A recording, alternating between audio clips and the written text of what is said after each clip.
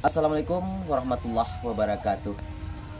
Selamat datang mahasiswa mata kuliah Randai dan mata kuliah pengetahuan praktek Randai. Ini merupakan video tutorial pertama di mana pada pertemuan kali ini kita akan membahas tentang praktek gerak dasar Randai.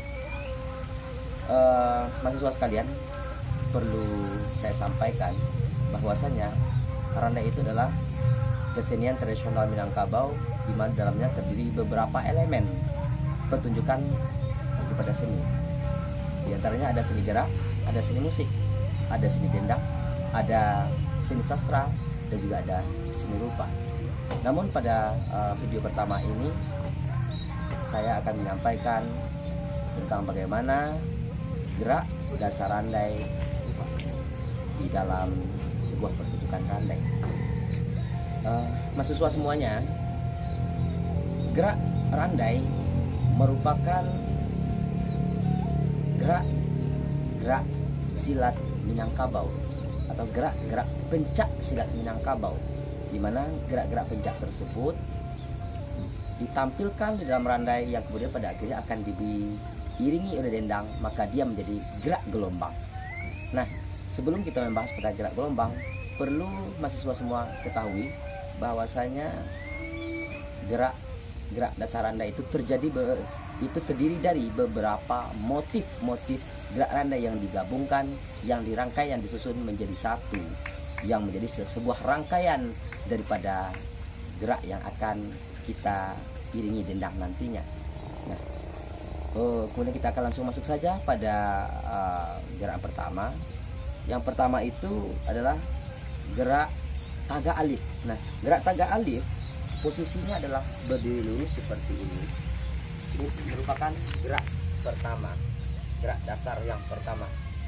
Nah, kemudian kita masuk pada gerak kedua, yaitu kudo-kudo atau gerak balabeh, atau juga kalau di dalam tari dikenal juga dengan gerak pitung dua. Tapi dalam Randai kita memakai gerak kudo-kudo atau balabeh. Bagaimana tekniknya? Ikuti saya. Nah, pertama kita berdiri luruskah atau dengan cara menyampingkah. Nanti kita akan praktekkan dari lurus dan menyamping. Kita sekarang ambil yang menyamping dulu, menyamping dari arah pandangan saudara semua. Tekniknya, caranya tarik kaki kanan Anda ke belakang, angkat, tarik, kemudian tangan kanan Anda lurus agak membengkok di bagian sikunya. Satu tangan lain di paha bagian kiri. Pandangan lurus ke depan. Nah, ini namanya kuda satu atau kuda tengah. Kemudian bagaimana dengan kuda-kuda depan? Saudara cuma tinggal lagi mencondongkan badan ke depan, sehingga kaki yang di belakang itu membentuk lurus searah dengan kemiringan punggung. Ya. Kemudian selanjutnya adalah kuda-kuda belakang. Saudara tinggal menarik posisi badan ke arah belakang, sehingga posisi kekuatan tubuh atau posisi beban tubuh berada di kaki belakang. Pandangan tetap ke depan. Nah, itu ada tiga. Jadi ada kuda-kuda tengah, kuda-kuda depan, dan kuda-kuda belakang. Selanjutnya kita masuk kepada gerak gelek. Apa itu gerak gelek? Gerak gelek merupakan merubah posisi tubuh dari arah awal kepada arah sebaliknya. Salah satu contoh, jika saya menghadap ke depan, kemudian membentuk kuda-kuda, sekarang saya menghadap ke depan. Nah, gerak gelek ada merubah posisi arah hadap dengan tidak mengangkat atau memindahkan kaki, hanya posisi badan yang berpindah arahnya seperti ini. Contoh, nah, berputar seperti ini. Ya, ini dinamakan gerak gelek. Nah, selanjutnya kita masuk pada gerak berikutnya, ada dua bentuk perpindahan. Saya ulangi bentuk pertama seperti ini, atau mungkin saya menyamping ya, menyamping. Bentuk pertama masih bentuk pertama. Kemudian kita masuk pada bentuk kedua.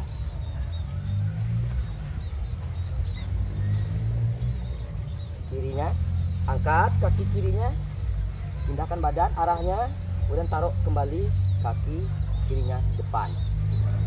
Posisinya tetap kuda-kuda. Nah, itu gelek. Kemudian gerak selanjutnya kita masuk pada gerak gantung. Gerak gantung merupakan salah satu gerak randai di mana dalam bergerak salah satu kaki kita akan digantung dalam bergerak. Contohnya seperti ini. Kita posisi berdiri dan gerak gantung, angkat salah satu kaki. Sekarang saya mengangkat kaki kanan dan tangannya kiri. Dan tangannya ini datar, ujung jari tidak boleh melebihi daripada bahu Anda. Tuh. Posisi tangan boleh satunya di paha ataupun di busuk atau di bagian perut Anda. Nah, ini gantung. Gantung kanan, kemudian ada gantung kiri. Tangan di paha atau di bagian busuk. Itu gerak gantung. Kemudian kita masuk pada gerak selanjutnya, gerak simpir. Jadi seperti ini. Dari gantung atau dari berdiri lurus, kita bisa melakukan gerak simpir. Contoh, jika saya dari gerak berdiri lurus, gerak tagak alif, melakukan gerak simpir, saya langsung maju ke depan. Kaki yang di depan itu membentuk atau dibuka. Kemudian tangan satu di dada, tangan kiri di dada. Kemudian tangan yang satu lagi ke belakang dengan jari mengarah ke tanah atau istilahnya cukam, mencukam. Ini simpir. Ini simpir kanan. Kalau jadikan simpir kiri, tinggal ganti. So, ini simpir kiri.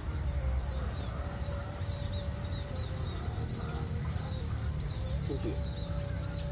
Nah, itu gerak simpir. Gerak selanjutnya silang atau langkah silang atau gerak silang. Berdiri lurus, gerak silang hampir sama dengan pola kaki simpir, akan tetapi kedua tangan dibuka kedua arah, kiri dan kanan. Ini gerak silang. Gerak silang ini, ingat, kaki yang di belakang didirikan, tumitnya diangkat. Nah, gerak silang ini ada 3 level. Level 1, level 2, level 3. Semuanya bisa dipakai dalam gerak randai. Oke. Selanjutnya kita masuk gerak buka atau gerak tampuh. Gerak buka atau gerak tampuh. Gerak buka adalah membuka langkah ke samping. Contoh, dalam posisi lurus, jika saya membuka langkah ke samping, maka dibuka langkah samping kanan. Posisi kaki keduanya kuda-kuda tengah. Nah, kemudian tangan, telapak tangan miring. Tidak lurus seperti ini, juga tidak melentang seperti ini, tapi miring. Kemiringannya. Satu tangan di dada. Nah, ini buka kanan. Kemudian kalau buka kiri, kita tinggal memindahkan. Nah, itu. Kemudian gerak selanjutnya adalah gelek gantung. Jadi ada 2 buah gerak yang akan digabungkan menjadi satu bentuk gerak. Gelek gantung. Itu seperti ini. Saya ambil posisi miring. Buka langkah dulu belakang. Gelek gantung. Ya. Gelek gantung.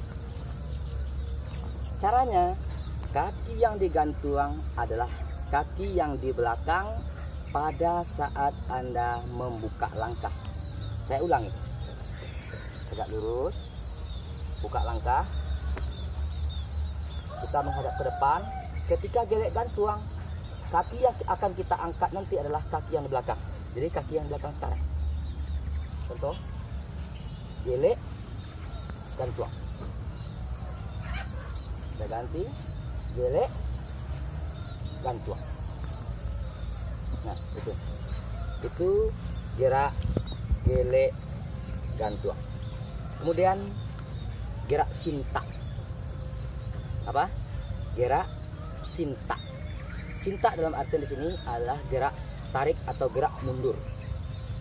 Bagaimana caranya? Nah, dalam posisi seperti ini, kalau gerak sinta, kita buka langkah, mundur. Oke. Nah, tadi kita melakukan gerak sinta dalam posisi saya menghadap ke depan. Bagaimana kalau saya menghadap ke samping? Perhatikan. Buka. Gerak sinta.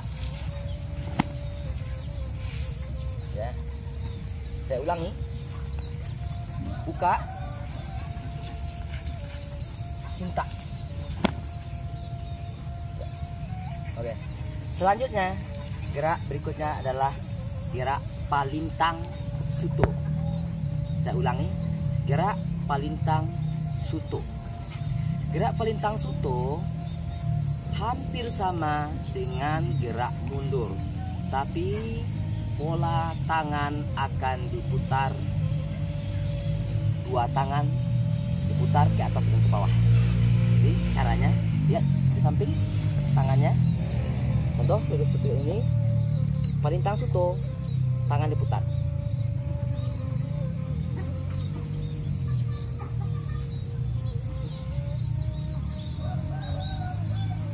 Ini dilakukan sambil kita mundur. Contoh, kita buka, palintang suto, memutar tangan, kedua tangan ke atas dan ke bawah, berlawanan sambil mundur.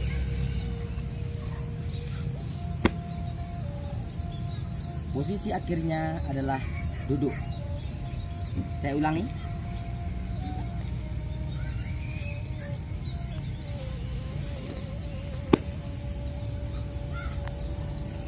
Ya, itu gerak palintang suto. Selanjutnya gerak sambah. Bagaimana dengan gerak sambah? Gerak sambah ada beberapa macam. Ada sambah berdiri, ada sambah sambil duduk. Ada gerak sambahnya itu dengan pinggangnya diputar atau diistilahkan dengan gerak sariang. Ada yang bentuknya biasa. Kalau gerak sambah tagak atau berdiri, contoh, saya ambil posisi miring agar lebih jelas. Kita angkat kaki. Nah, seperti ini. Satu tangan, kemudian tangan yang satunya menempel. Nah, sehingga posisinya tepat. Dan jangan sampai menutup wajah Anda seperti ini. Ya. Tapi kemiringannya kira-kira 45 derajat. Dengan wajah tidak tertutup. Gerak sambah berdiri. Bagaimana dengan gerak sambah yang pinggangnya lebih diputar? Ini, lihat. Bawah. Ini, kemudian putar badan. Nah, dia menjadi seperti ini. Ini gerak sambah. Itu bentuk sambah ke berdiri. Bagaimana kalau dengan sambah ketika akan duduk? Contoh, dia bisa dilakukan dari gerak buka langkah atau kuda-kuda satu. Gerak sambahnya bisa seperti ini. Satu, ke bumi, ke langit, dan kepala.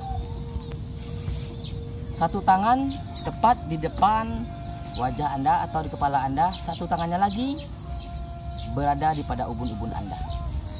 Itu gerak. Selanjutnya, tangan kembali dibawa turun ke tanah. Itu gerak sambah. Bentuk keduanya hampir sama dengan bentuk yang satu. Bagaimana? Contoh seperti ini, dan tuang, kemudian melakukan gerak sambah. Gitu. Bentuk dua, ya. Kemudian kalau bentuk tiganya, kita ulangi di atas, dan tuang, kemudian bentuk tiga. Ini semuanya bisa dipakai atau dimanfaatkan dalam gerak randai. Nah, selanjutnya mahasiswa sekalian, gerak-gerak yang sudah saya ajarkan melalui video tutorial ini bisa saudara pelajari di rumah, bisa saudara ulang-ulang di rumah, dan ini bisa dikomunikasikan. Jika Anda atau mahasiswa semuanya mengalami keraguan, kalian boleh berkomunikasi atau berdiskusi dengan teman atau dengan saya sendiri. Nah, itulah video tutorial untuk gerak dasar randai pada hari ini.